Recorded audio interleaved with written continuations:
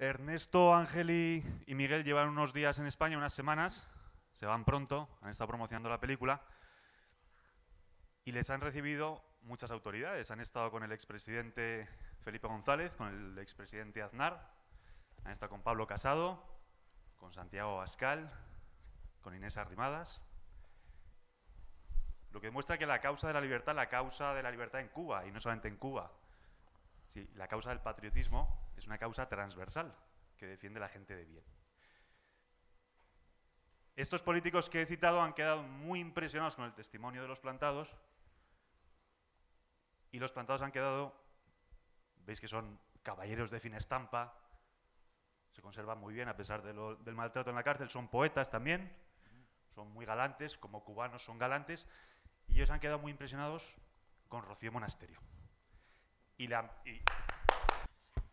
Buenas noches a todos.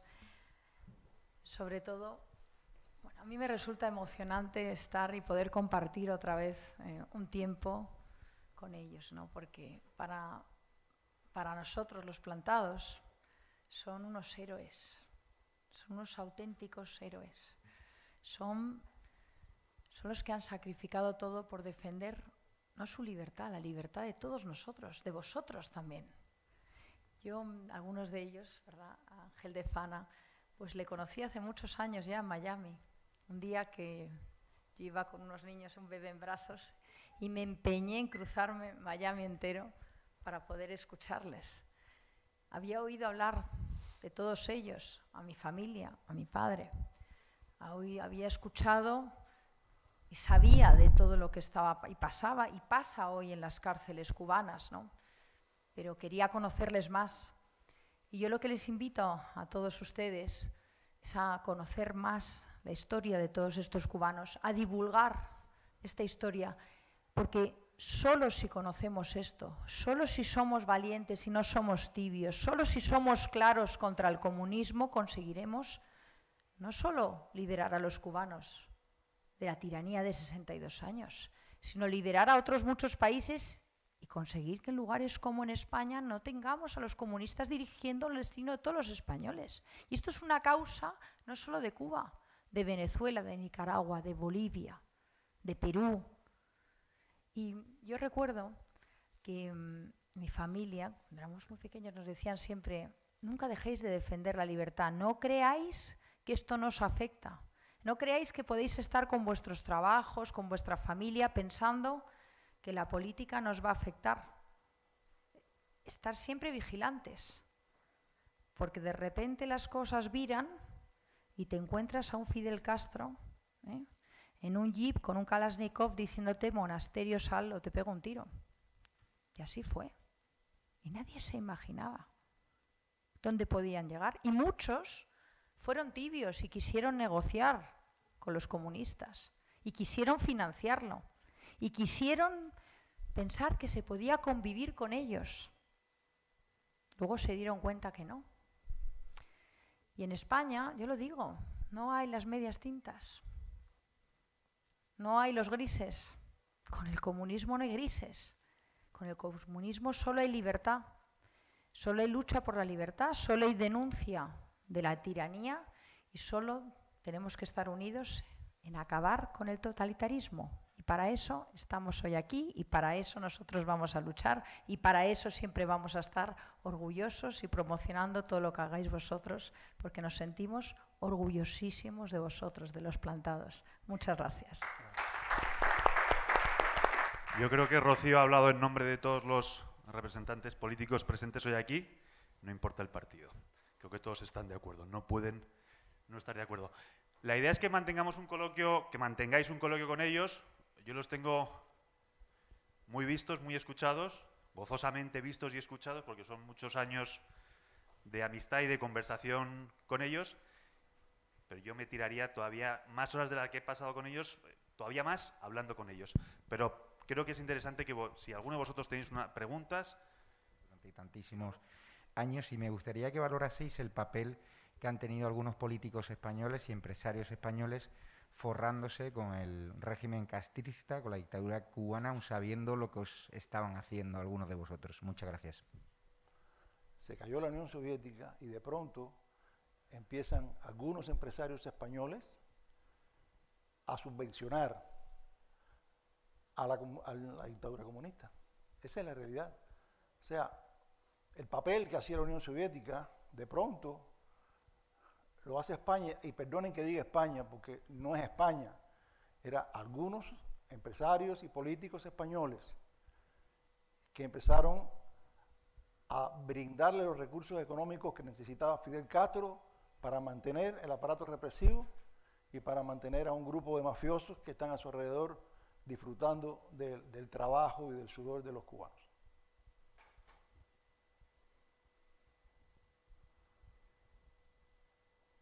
Los machetes con los que os golpeaban la espalda, Ángel, eran de la marca Gallito. Gallito, que eran españoles, ¿no? Esos machetes con los cuales nos daban golpes eran Gallitos, se llamaban la marca, y eran españoles. Bueno, parece que los españoles fuimos los malos de la película, pero no. Hubo un español con vosotros preso, hubo varios, pero hubo uno en concreto que era Odilo Alonso. Odilo Alonso, perdonen que yo, pero creo que conocí más a Odilo Alonso que ustedes. Odilo Alonso es el más plantado de todos los plantados, un gallego, no gallego porque nosotros le decimos gallego a todos los españoles, no, español de Galicia. Y él estaba alzado en el Escambray con cubanos, él vivía, trabajaba y vivía en nuestro país, y cuando empezó la lucha contra el comunismo, él se incorporó a las guerrillas, fue hecho prisionero, lo torturaron, lo golpearon. Yo recuerdo que a Odilo, que no podía caminar, no tenía equilibrio, y era porque un jefe de prisión en Pinar del Río lo pegaba a la pared y le daba golpes contra la pared. Y Odilo quedó, y Odilo estaba en calzoncillo, Odilo estaba igual que nosotros en calzoncillo, y cuando el gobierno de Felipe González, que yo le hablé a Felipe cuando nos reunimos, se recordaba, él pedía la libertad de los españoles que estaban presos, pidió la libertad de Eloy Gutiérrez Menoyo, también español, y de Odilo, y fueron bastante un tiempo, y entonces a Odilo le pedían que se vistiera, que se pusiera el uniforme de los presos comunes para que fuera escarcelado y que viniera para acá, para España, pero Odilo era plantado, y Odilo decía que no aceptaba ninguna condición de ese tipo, ningún tipo.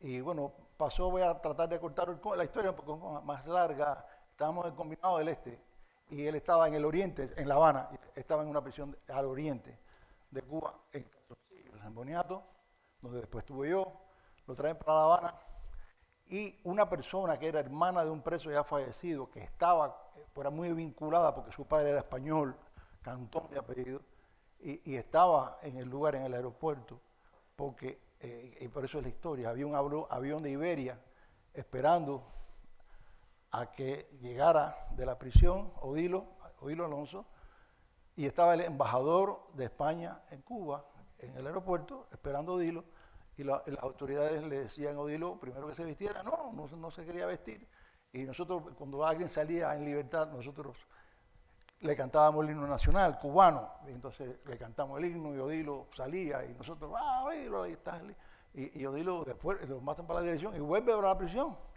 Odilo, ¿qué te pasa? Pero no te van a soltar. No, pero quieren que firme un papel que dice, yo no acepto ninguna condición. Y efectivamente, lo vistieron de civil, lo llevaron para el aeropuerto, y ahí, y el avión parado de Iberia con el embajador, porque Odilo no aceptaba ninguna condición.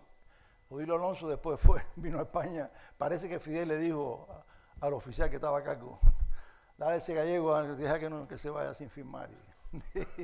Y para mí ese es uno de los más plantados de todos nosotros, Odilo Alonso, español. Había más preguntas.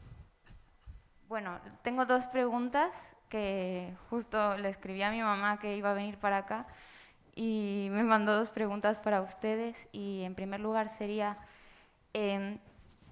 que, aunque parezca muy difícil para el cubano promedio que en algún momento los líderes huyeran, por ejemplo, ¿quiénes liderarían el país? ¿Cuál sería el plan para Cuba?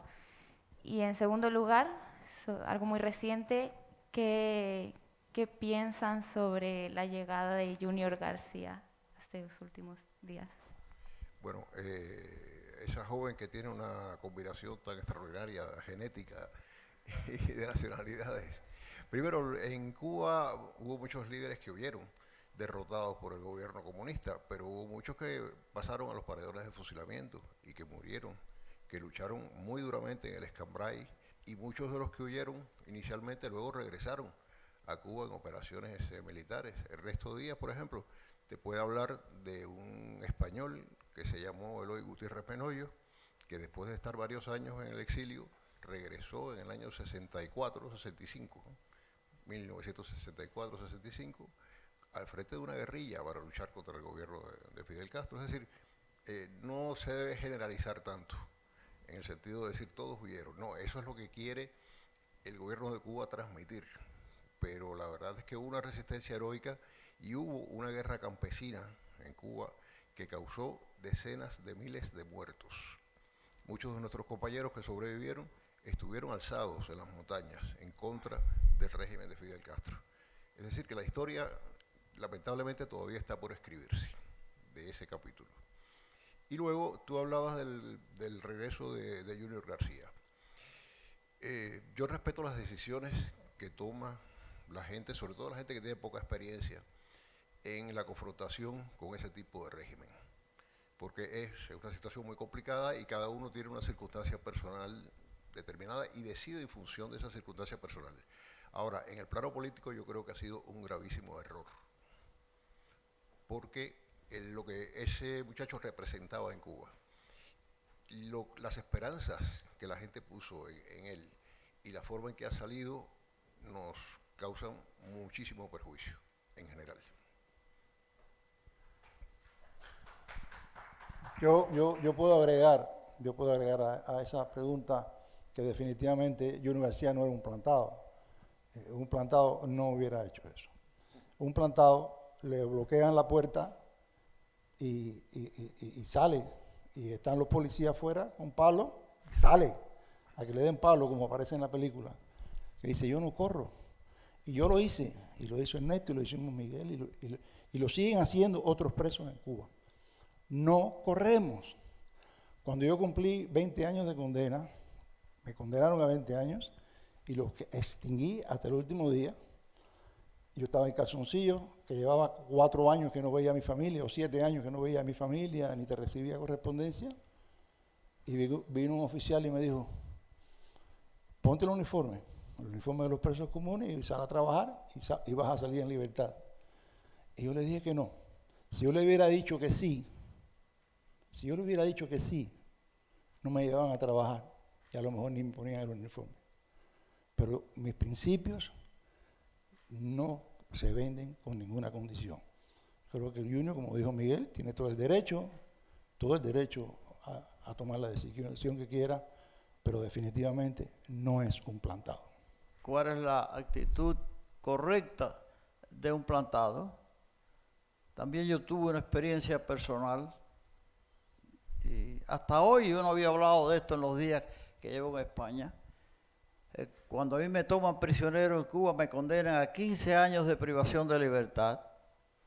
4 años más tarde, me llevan nuevamente al Departamento de Seguridad del Estado. Ahí sufro todo tipo de atropellos y torturas que ellos están acostumbrados a hacer contra sus adversarios políticos. Me ponen en un calabozo de castigo en la prisión de La Cabaña, una de las celdas que usualmente utilizaban para los prisioneros que iban a ser o que estaban condenados a muerte. Y cuando llevaba varios meses allí con un brazo lesionado, porque me llevaron, me zafaron el brazo de la articulación, y así estuve 6 meses en ese calabozo, vinieron a proponerme que si yo desistía de mantenerme como preso político plantado, ellos no me celebraban el juicio. Otro juicio que tenía pendiente, me acusaron de querer derrocar al régimen desde dentro de mi celda, y yo le dije que no, que nada me iba a mover de mi posición de plantado. Dijeron: pero a lo mejor te echan muchos años.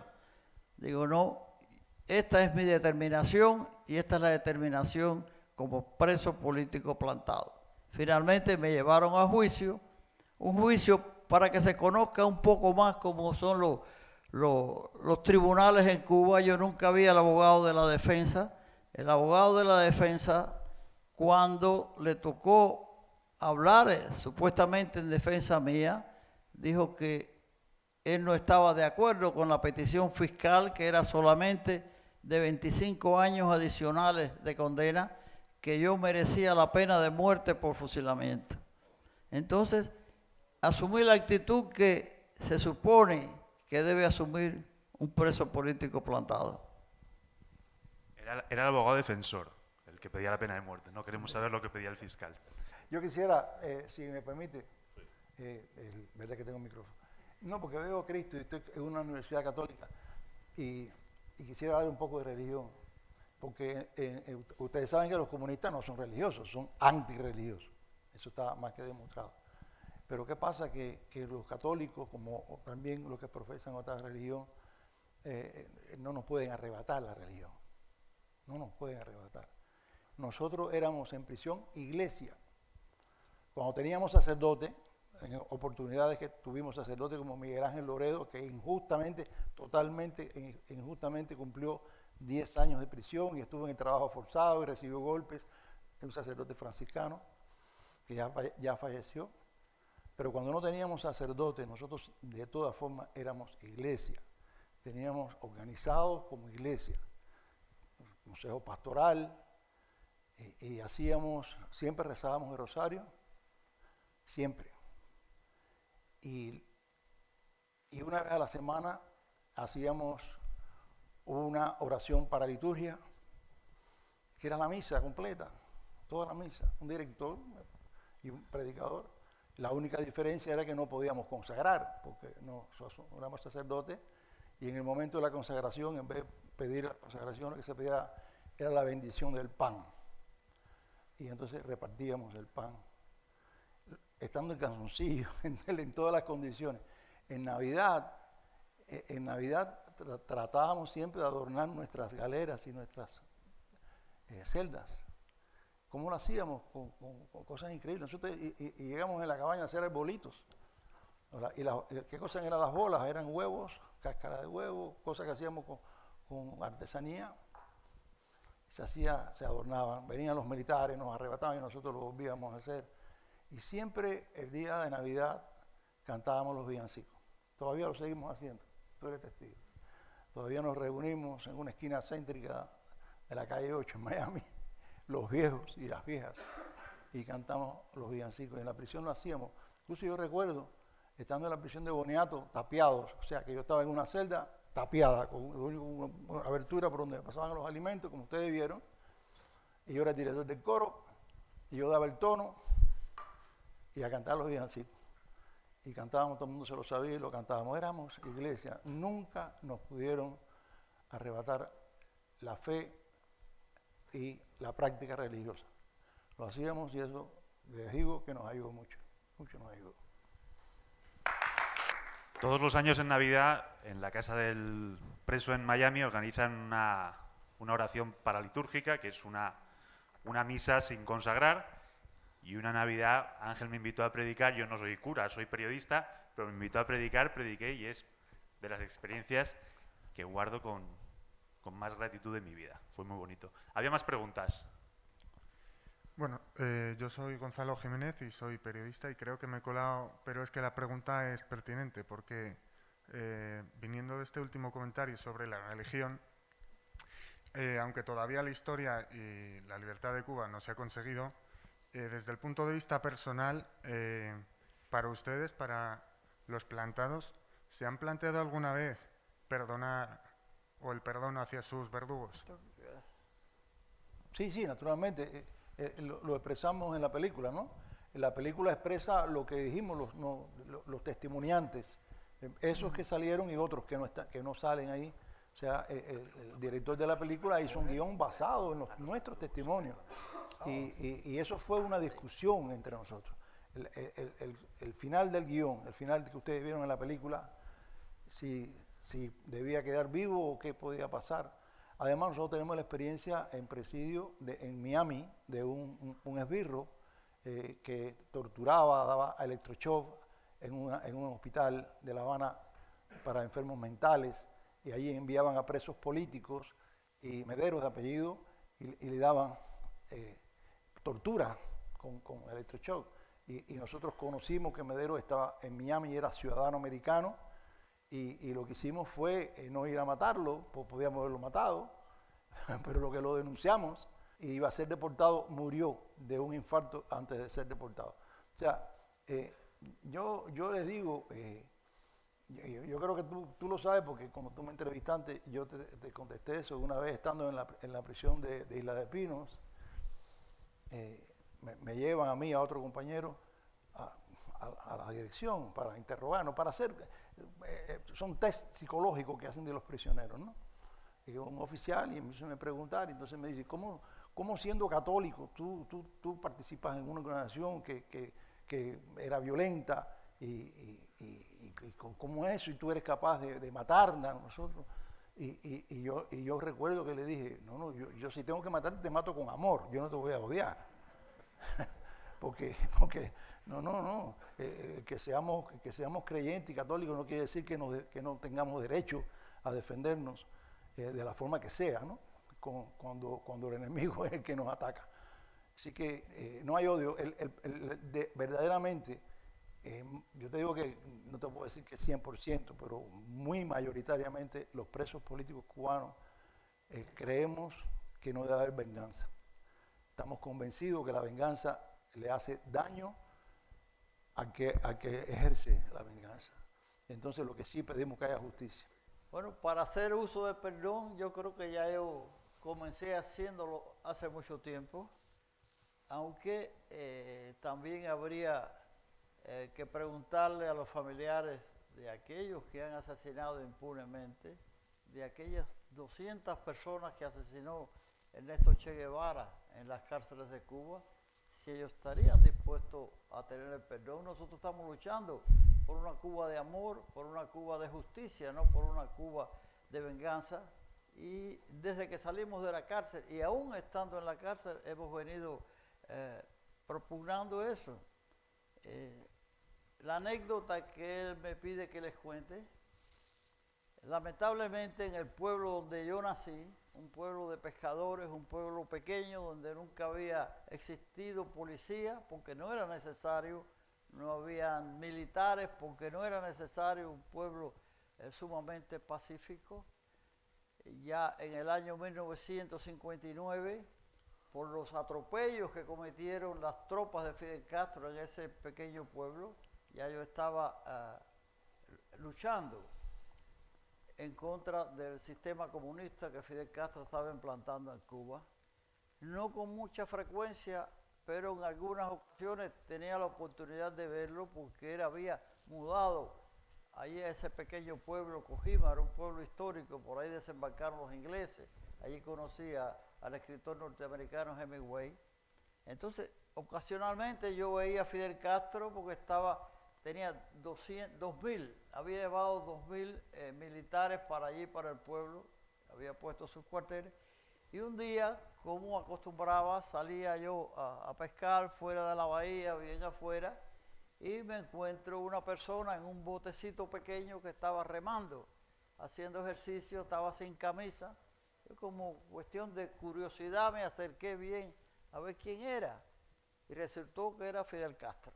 Estaba solo, estaba desarmado, y yo era ya un luchador por la libertad de Cuba. Entonces lo primero que me vino a la mente fue, bueno, es una oportunidad magnífica para eliminarlo físicamente sin ningún riesgo de tener que pagar por él. Pero inmediatamente medité. Digo, bueno, él está desarmado, no tiene con qué defenderse. Tampoco yo sabía en ese momento lo que iba a venir después para Cuba. Y si yo lo mato, voy a quedar como un criminal. No solamente para el pueblo, para la justicia, sino mucho más importante todavía para mí, para mi conciencia. Entonces decidí quedar bien, tranquilo con mi conciencia y dejarlo que siguiera su curso. Así que ya yo utilicé la práctica del perdón.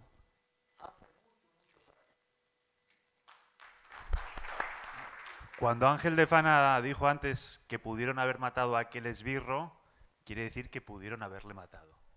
Sí, yo quería referirme a las palabras de Rocío Monasterio y lo voy a hacer porque desde hace una semana más o menos soy ciudadano español. Yo nací en Cuba, viví 70 años. Viví 70 años como exiliado cubano casi todo el tiempo, o preso, y ahora he cambiado de nacionalidad y me parece que es una buena decisión, sobre todo a estas alturas de la vida. Pero antes yo no opinaba, me preguntaba muchas veces en las universidades, en los programas de televisión, sobre mi opinión sobre la política española y nunca opiné, nunca me gustó por ser extranjero y por estar viviendo aquí gracias a la acogida que me ha dado este pueblo, ¿no? Pero a partir de la semana pasada sí decidí que hay que opinar y hay que advertir. De manera que es ese riesgo que corremos aquí todos los españoles desde hace varios años ya, de una atomización de la política, de una radicalización de la política de izquierdas, yo lo veo muy peligroso, sobre todo cuando eso se combina con la presencia de políticos mesiánicos, de políticos que creen que nacieron para ejercer el poder indefinidamente, toda la vida, y que lo van a tratar de conseguir por cualquier medio, porque no tienen escrúpulos. Esa tranquilidad de decir, bueno, eso pasó en Cuba, pero en Venezuela no va a pasar, como nos decían a nosotros los amigos venezolanos. O eso pasó en Argentina con Perón, pero en Cuba no va a pasar, como decían en el 59, en Cuba. Eso es un error, y es un error grave, porque puede pasar, ha pasado allí, puede pasar aquí y puede pasar en muchos otros lugares. Así que yo les ruego que tomen la postura más vigilante y más militante en contra de esas tendencias, porque no aporta nada nuevo, nada bueno, ni económicamente, ni moralmente, ni en cuanto a libertades y derechos. Le comentaba yo aquí a este amigo tan querido, a Gonzalo, que hay una segunda parte en eso que le acabo de contar y se los voy a decir muy breve. Muchos años después, ya llevaba más de 20 años en la cárcel y de un tiempo que hubimos 15.000 al menos presos políticos plantados, ya quedábamos solamente 2, Mario Chanes de Armas y yo. Los demás habían ido saliendo gradualmente. Entonces hicieron varias gestiones por mi excarcelación, porque yo había publicado algunos libros para niños, etcétera, y el Pen Club me había acogido como miembro de honor. Y aparentemente en agradecimiento a ese perdón que yo le concedí a Fidel Castro, siempre que hicieron una gestión por mi excarcelación, su respuesta fue que nunca él dejaría que yo saliera en libertad, que yo tenía que morir en prisión. Eso es la diferencia que hay entre quien lucha por amor, entre quien lucha por el bienestar de su pueblo, quien lucha por algo positivo y los individuos como Fidel Castro que luchan por odio y por imponer su maldad. Así es que esa es la segunda parte de la historia y que yo quería contarles también. Yo quería decirles también, aprovechar esta oportunidad, que en este momento, hoy en este momento, en las cárceles cubanas puede haber más de 600 presos políticos. Y de esos 600 presos políticos, algunas son mujeres. En la prisión de mujeres, en el pasado que nosotros conocemos, porque tenemos a compañeras de prisión, no estábamos juntos, pero conocemos sus historias, que las prisiones de mujeres en Cuba eran terribles, posiblemente más terribles que las de los hombres. Nosotros conocemos casos de mujeres que eran políticas y presas comunes, que eran forzadas a abortar. O sea, había relaciones sexuales, como hay en muchos países, las presas, sobre todo las presas comunes, tienen posibilidad de tener relación sexual con su esposo y pueden quedar embarazadas. Y eso ocurría en la prisión de Guanajay, en Manto Negro, en esas prisiones de mujeres. Y cuando quedaba embarazada, las autoridades primero trataban de convencerlas de que abortaran para no tener esa complicación de un bebé en la prisión. Pero en caso de las que se resistían a abortar, las drogaban, o sea, se conocen los testimonios bien documentados, las drogaban para hacerle un aborto en contra de su voluntad. Y entonces, en las prisiones de hoy en este momento en Cuba, como les decía, hay más de 600 presos, y de ellos, que yo conozca, que tengo completo conocimiento de eso, hay más de 30 que llevan más de 15 años presos. Y hay algunos, como Hugo Suárez Díaz, que tiene 27 años preso, 27 años preso, desde 1994, como lo tiene Rojas. Suárez tiene más de 25 años preso, y eso está ocurriendo hoy. O sea, la película no es historia, no es historia, solamente historia. No, es lo que está ocurriendo hoy también en Cuba, y lo que está ocurriendo en Venezuela, lo que está ocurriendo en Nicaragua, y lo que puede ocurrir en cualquier país que no se amarre a su libertad y a su democracia defendiéndola. Antes contaba, cuando Ángel estaba contando la salida de Odilo Alonso, la despedida de los otros presos que le aplaudían. Tú cuando saliste de la cárcel, Ernesto, solamente había un preso aplaudiéndote. Y cuando te fuiste tú, ese preso no tuvo quien le aplaudiera. Fue muy... Se suponía que fuera una alegría grande salir en libertad después de más de 22 años preso.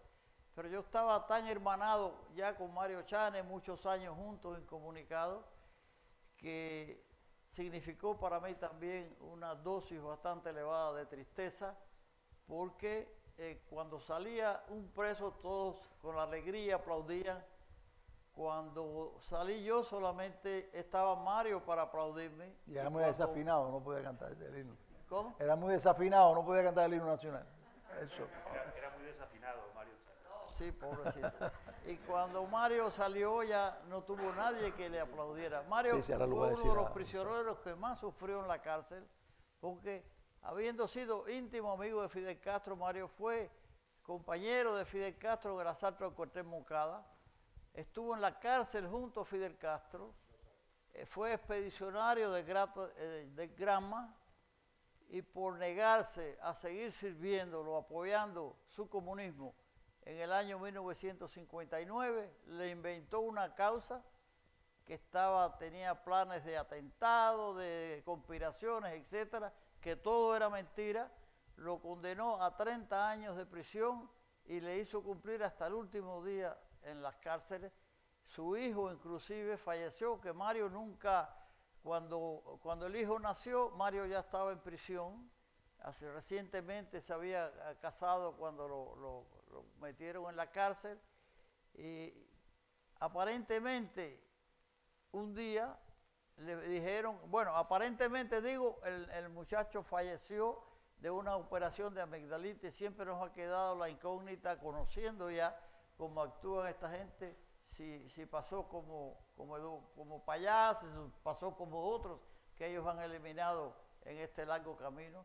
Pues un día se aparecieron al Combinado del Este, donde se encontraba Mario, y le propusieron, así, oye, tu hijo, así con una insensibilidad tremenda, tu hijo le fuimos a hacer una operación de la garganta y falleció, hizo un paro y falleció. Si tú quieres, te podemos llevar un rato al funeral, pero para que tú tengas ese privilegio, tienes que ponerte el uniforme de los presos comunes, ir vestido de preso común. Él, por supuesto, no aceptó esa humillación y no pudo despedir al hijo en su fallecimiento en el funeral. Esa es la... Uno va a la isla de Pinos, al sur de Cuba. O sea, Cuba es Cuba de la isla. Hay un museo donde estaba la prisión, donde estuvimos nosotros, habíamos, como decía, más de 30.000 presos posiblemente, en un mismo momento. En esa prisión que estuvo Fidel Castro y los demás del cuartel Moncada, todos los de Moncada que quedaron vivos, estaban ahí, y ahí en las camas. Entonces Mario Chávez, cuando fue encarcelado, fue al museo a ver dónde él había estado preso. Y cuando fue al museo empieza a ver las camas con los nombres arriba, Fidel Castro, Raúl Castro, Juan Almeida, y buscando su nombre y no aparece, no está, lo borraron de la historia. Borró incluso de las fotos con Fidel Castro. Las fotos también. Había una pregunta por ahí. Buenas noches y muchísimas gracias por su testimonio, don Ernesto, don Ángel, don Miguel. Mi nombre es Daniel Lema, yo soy venezolano, padre gallego, madre colombiana, y nosotros efectivamente, como dijo usted, don Miguel, decíamos, no, nosotros no vamos a ser Cuba, no es posible. Recuerdo que hablándolo aquí en Madrid con algún político, también me dijo, nosotros no somos América Latina. Da un poco de impotencia, da un poco de dolor, sobre todo ver cómo los comunistas se expresan libremente en países desarrollados, ¿no? Estados Unidos, Miami, España, por ejemplo. Defienden cosas que no conocen, defienden cosas que no han vivido. Y mi pregunta es más que tanto una pregunta, pero también es pedirles un consejo, ¿no? Cuba tiene 60 años en una dictadura brutal, Fidel Castro ha muerto, la dictadura continúa. En Venezuela llevamos 20 años de dictadura. Hugo Chávez murió, pero la dictadura continúa. Como dijo la primera pregunta que se hizo al principio, hay un bloqueo económico que se hizo para tratar de limitar esa dictadura. Vemos que funcionó porque en el momento que Cuba tuvo el dinero del petróleo venezolano, se expandió por toda América Latina, Iberoamérica también. Entonces, allí. Pero vemos como España es uno de los primeros, si no el primer país, que más comercia con Cuba. No solamente el único, también Estados Unidos, hay varios países. Pero la pregunta es, ¿qué consejo, después de todos los años y todo el dolor y todo lo que han vivido, podrían dar? ¿De qué pudieran haber hecho distinto? ¿Qué se puede hacer distinto? Porque sabemos que una vez cruzado esa línea, una vez llegado a ese punto, el punto de retorno, todavía no sabemos dónde llega, dónde está. 60 años, 20 años, Corea del Norte, no se sabe dónde está. La comunidad internacional muchas veces prefiere hacerse la vista gorda, siempre y cuando no hayan problemas que afecten mucho. Entonces, ¿qué podemos hacer? Porque esas dictaduras sí se unen. Esas dictaduras felicitan a Nicaragua cuando gana Daniel Ortega, pero ¿cómo hacemos nosotros para poder unirnos no solamente desde aquí en Madrid, con Miami, con Venezuela, con todos esos países? Porque sí somos personas que sí las hay, que queremos trabajar, que queremos hacer algo, que queremos hacer esa diferencia. España también es mi país y es que uno no lo quiere perder. Gracias. Mire, el ex dirigente de Solidaridad en Polonia y expresidente de Polonia, Lech Wałęsa, decía que el problema del comunismo es como el problema de la sopa de pescado. Es decir, si usted quiere hacer una sopa de pescado, pues aumenta la temperatura del agua, echa el pescado y lo cocina todo. El problema es que para pasar de la sopa de pescado al acuario, pues no basta con bajar la temperatura. Eso no quiere decir que el comunismo sea indestructible y que sea una fatalidad histórica, porque de hecho en toda Europa Oriental, incluso en la Unión Soviética, llegó a derrumbarse. En la Unión Soviética, en el año 91, había 20 millones de comunistas, miembros del partido, con el carnet del partido en el bolsillo. Se decretó la disolución del partido y nadie dijo ni mu. Se quitaron el carnet, lo echaron a la basura y se fueron a su casa. Es decir, el régimen es reversible y del comunismo se puede salir. Yo no tengo una fórmula mágica, puesto que nosotros durante 62 años lo hemos intentado y no hemos conseguido mucho. Pero la prueba de esto está en lo que está ocurriendo hoy en Cuba. Y en gran medida lo que está ocurriendo en Nicaragua y en Venezuela también. Es decir, la cuenta atrás se ha iniciado. Los pueblos se han cansado de la miseria, de la opresión, del privilegio de los miembros del Comité Central del Partido y de los generales, y están reaccionando. Nuestra obligación es ayudarlos por todos los medios. la prensa, los políticos, las asociaciones cívicas.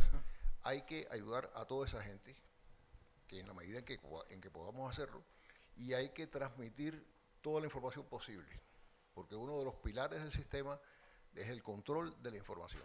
En Cuba la situación empezó a cambiar hace unos años porque llegó Internet y llegaron los móviles y llegó toda la comunicación que no existía antes. Y entonces no solo se recibía información de afuera, sino que la gente empezó a comunicarse entre sí, a darse cuenta de que no eran pocos, que eran muchos y que no estaban solos. Y eso es muy, muy importante cuando se inicia esa reacción. Ya después, el curso de los acontecimientos en detalle no lo podemos prever, pero yo estoy seguro de que ese cambio va a ocurrir, por lo menos en esos 3 países que le he mencionado. Y en Miami está sucediendo, por lo menos donde yo vivo, y creo que en otras ciudades también de Estados Unidos, que las comunidades cubanas, venezolanas y nicaragüenses, principalmente esas 3 comunidades, estamos muy vinculados, muy activamente trabajando conjuntamente, cooperando la información y cooperando también aquí en España. Bueno, yo fui a un acto y encontré a venezolanos, nicaragüenses, de otras nacionalidades hispanas. O sea que eso que usted dice es muy cierto, muy cierto, y está ocurriendo. O sea, la necesidad de que nos unamos los países víctimas del comunismo para fortalecernos y poder hacer mejor trabajo. Pero usted mencionó algo de los negocios y los empresarios y todo eso. Yo soy un firme creyente en el capitalismo, así que no tome esta respuesta como un prejuicio anticapitalista ni nada de eso. Pero el problema que hemos tenido desde principios del siglo XX es que los empresarios y los comerciantes muchas veces ponen por delante de la ideología los intereses económicos.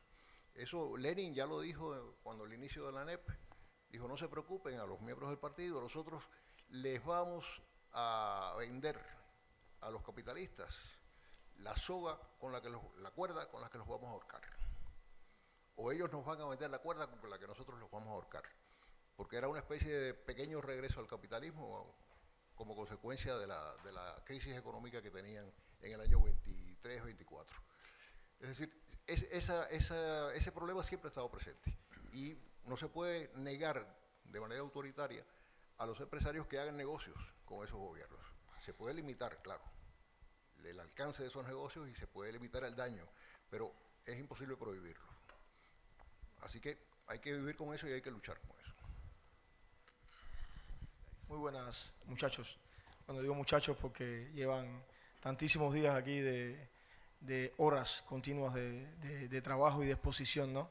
Que intenta contar además también, porque es un compromiso grande contar ese trasfondo que no le cuenta al mundo y que oculta al mundo el castrocomunismo, y que también, por supuesto, intenta ocultar el sanchismo ahora mismo, porque entendamos que el socialismo español, cuando vamos a un paralelismo, es de los principales cómplices ahora mismo de la dictadura castrocomunista. Y entonces contar esas realidades que habéis vivido tantísimos años aquí en España, yo creo que es uno de los principales retos que ha pasado, y estamos muy agradecidos. Yo creo que además para también la disidencia cubana aquí en España es un gran incentivo, porque tenerlos tantos días, estar con ustedes, compartir sus experiencias, nos incentiva a seguir luchando y a entender que ustedes merecen justicia, que el pueblo cubano merece justicia, que los presos políticos que todavía tenemos en la isla merecen justicia, y tenemos que seguir trabajando con mano dura sobre eso. Quería, en primer lugar decirle que estoy muy orgulloso, estamos muy orgullosos en la disidencia cubana en España de que estéis aquí y el trabajo que han hecho. Y segundo, comentarles, hay una parte, ¿no? Una parte ahora que tiene una tendencia a no entender el verdadero trasfondo del castrocomunismo, y que nos dice que tenemos que actuar con mano blanda, cuando nosotros entendemos que con el comunismo no podemos, el castrocomunismo no podemos tener ni diálogos, ni acercamientos, ni políticas blandas. Tenemos 2 fuertes grandes. Uno, la salida definitiva del régimen de los Castros de la vida de todos los cubanos, y segundo, tener un compromiso también de trabajo fuerte con España, porque cuando no queríamos que Venezuela se convirtiese en la Cuba de los Castros, tampoco pasó, y ahora no queremos que España se convierta en la Venezuela que conocemos, ni tampoco se encamine hacia la Cuba de los Castros y está en estado de alarma. Tenemos la mano fuerte de Vox, pero tenemos nosotros, quienes lo hemos vivido, también un compromiso con ellos. Quiero que ustedes pedirles que por favor dejen a esas juventudes de la disidencia o a esas nuevas generaciones de la disidencia, también cubana aquí, que nos dice que actuemos con mano blanda y que con diálogo saldremos del castrocomunismo de una buena vez, un mensaje. Mano blanda o mano fuerte. Cómo tenemos que actuar para que ellos lo entiendan en primera línea de vosotros. Gracias. Ernesto, ¿mano blanda o mano fuerte? Para enfrentarse con el micrófono, para enfrentarse con el comunismo. Yo diría que para enfrentarse al comunismo, y lo digo por experiencia, la única forma que hay de conseguir, de ponerlos a la defensiva, de derrotarlos inclusive, es utilizando toda la mano fuerza que podamos. No se puede tener contemplaciones, no podemos dejar que sean ellos quienes nos acorralen con el terror, con la imposición de medidas arbitrarias. Nosotros tenemos que seguir nuestros proyectos, seguir nuestro plan, y como ahora este caso que acaba de ocurrir hace solo unas horas, si decimos que vamos a salir a la calle, bueno, el gobierno ha impedido, ha ocupado los hogares para que la gente no pueda salir a luchar, pero los que podamos tenemos que salir y representar a los que han sido impedidos. La única forma que hay de salir adelante es no perder la fe en Dios, no perder la fe en la fortaleza de espíritu, a la gente que luchan verdaderamente por el bienestar de los pueblos. A la larga se consigue el triunfo. Así que yo diría, por experiencia propia, que hay que ser fuertes, que hay que tener la mano dura contra ellos y no dejarse intimidar, no dejarse nunca intimidar, pagar las consecuencias. Ojalá todos los pueblos que están amenazados por el comunismo se conviertan en plantados y le den frente a las adversidades para que salgan adelante en sus deseos. No, quería brevemente, para ya terminar, que yo y Ernesto somos asesores históricos de la película Plantados y nosotros le garantizamos.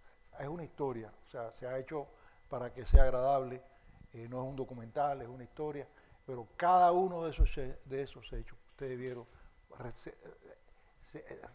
ocurrieron. Tú me preguntabas, y fulano, yo te digo, bueno, yo te decía los nombres. Yo no puedo dar los nombres de cada caso, no tiene que ver, por ejemplo, el último, el poeta Jorge, el que murió, no era poeta, era Paco Pico, que Paco Pico lo mandan para, ya poco antes de terminar la prisión de Isla de Pino, lo mandan para hacer de castigo, y entonces el guardia, tengo que decirlo, como lo dice en la película, le dice maricón, y el preso le dice, más maricón eres tú, y entonces lo mata.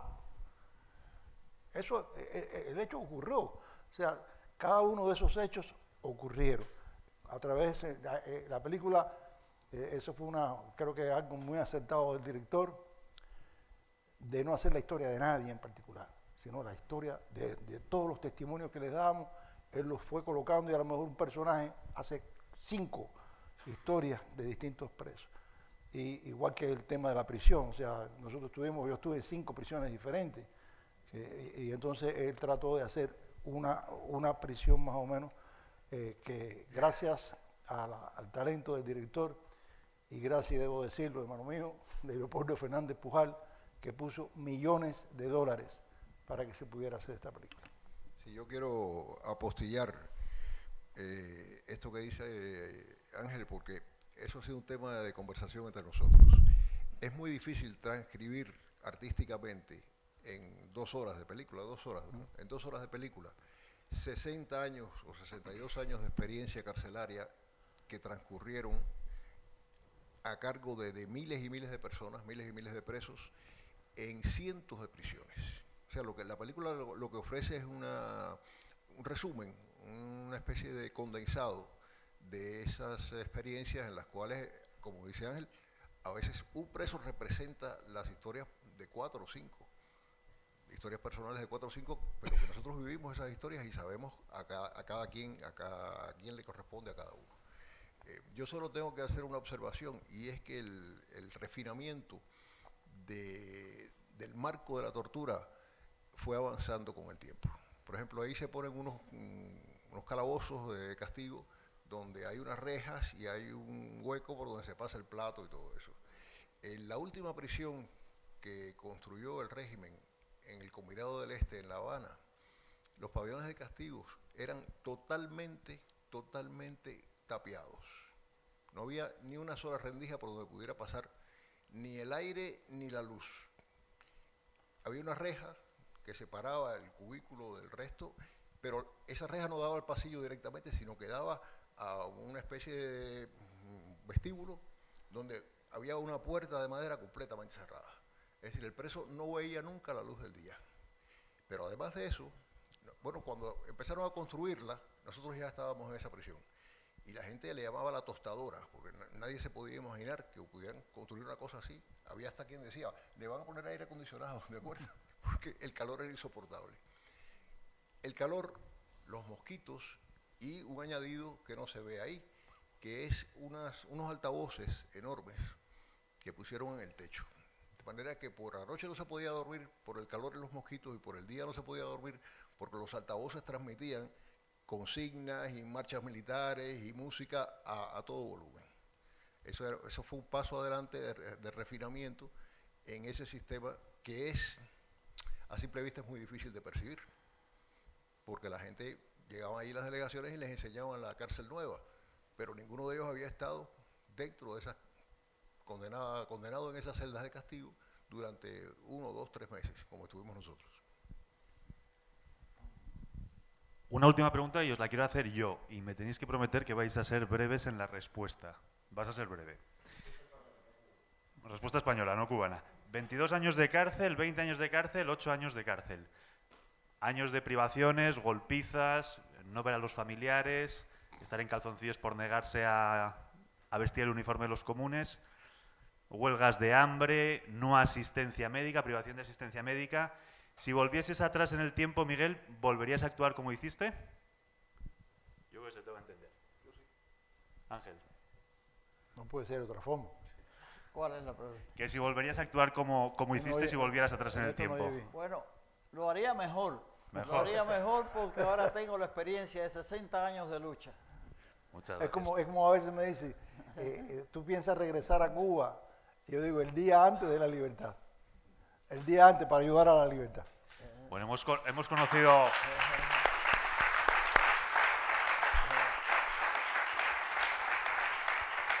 Hemos conocido un poco más la historia de los plantados con esta película y con el testimonio de Ernesto, de Ángel y de Miguel. Y la historia de los plantados, que es también parte de la historia de Cuba, continúa con ellos. Dentro de poco se van. Ernesto a Washington, Ángel a Miami y Miguel, gracias a Dios, a España. Enhorabuena por esa nacionalidad. Enhorabuena para ti y para nosotros por tener un compatriota. Díganle a sus familiares, a sus vecinos, a sus amigos, que se estrena mañana. Estoy diciendo ya. Se estrena mañana. Mañana se Perico estrena español, que es Yelmo, en los Yelmos de Madrid y de 20 ciudades de Estados Unidos, de España.